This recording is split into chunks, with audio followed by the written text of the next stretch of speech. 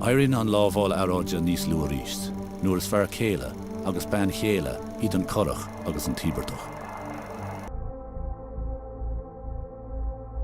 Fuair na húdarrás amach gur á go leor ama ó chéile caite go lánún, fada a bhí si a gréith an óstan ar lá. Ceiste sé cén fágur cartam tuchtháile cad a háirle an bhfuil gach éine carcolóir níor chuir sin na ceistena sin.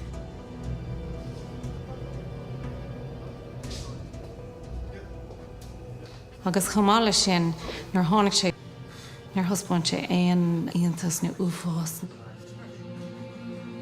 Go dtí gur thosnaí sé gan gur é meas nua a dhéanú ar an iompar sin ag an bainte táhachtach sin, mar sé andeachar ar duine breaga insint ag an bainte sin agus tá brú ionta athú an scéal seo a chuine suas, mar tá siad ag corrigéal seachas a bheith ag iompar go fírinne.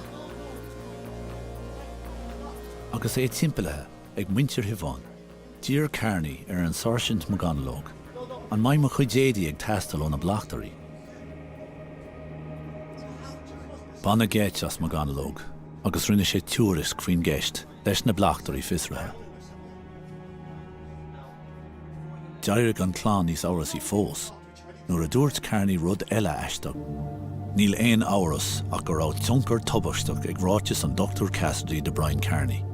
Bhuí an ton chúiseamh gur chrothadh sé seo gur mhairigh Kearney a bhean.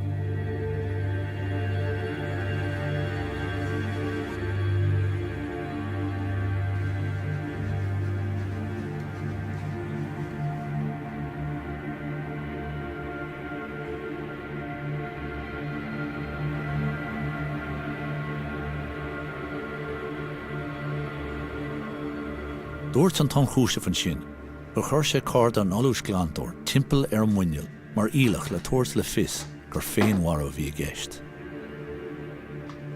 Tháinig sainneola foréinteach ar ghameasta ar gcóras an leithreas, a thug le fios gur corú an card a tharbáir an doras, agus gur rá an card a lúpa timpeall ar an mórlán.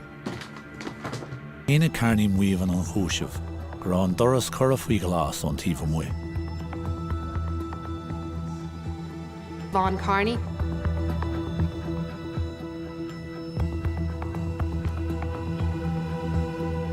Agus an sin gur chuir sé an doras faoi glas ón taobh muo, agus gur chas sé an ochar.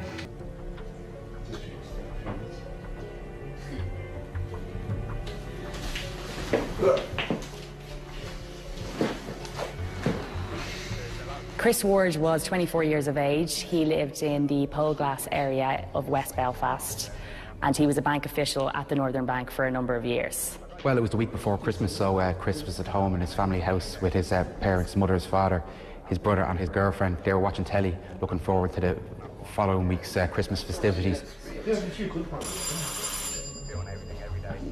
Well, go on. It's the door. Me? Come on, look. Go on, one of you. Your mother's tired. Go on. That evening there was a knock at the front door. Chris went and answered the door, and outside there was a man who was wearing a hoodie, and he was inquiring about tickets for a Celtic match.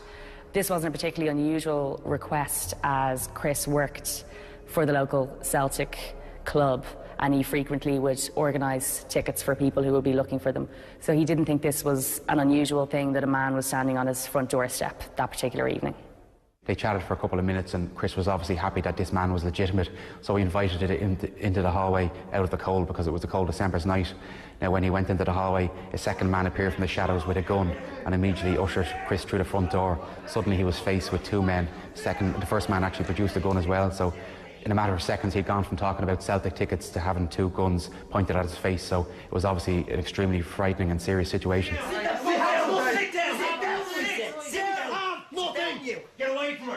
The family were all held in the living room together, and they were repeatedly threatened by the gang who were brandishing these weapons.